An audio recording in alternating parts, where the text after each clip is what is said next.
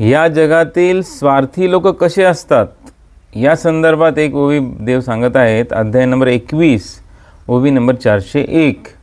देव म्हणतायत, जैविका विष्टा भक्षी सुकर, उपेक्षी कस्तुरी कापूर, तेवी सूक्ष्म वेदाचे निजसार, सकाम नर उपेक्षिती, सकाम नर उपेक्षिती.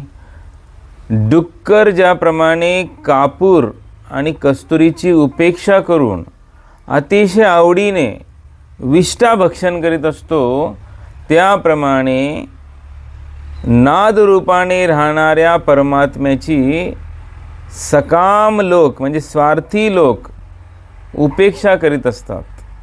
म्हणजे ते देवाला मानत नाहीत. स्वार्थी लोक आपल्या हृदयात असलेल्या परमात्म्याला मानत नाहीत. ते देवाची उपेक्षा करतात आणि विषय वासनांमध्येच गुरफटून राहतात. जसं ते डुक्कर विष्टा भक्षण करून आनंद प्राप्त करत असतं, तसं विषय भोगांमध्ये आनंद मानून हे स्वार्थी लोक जगत असतात.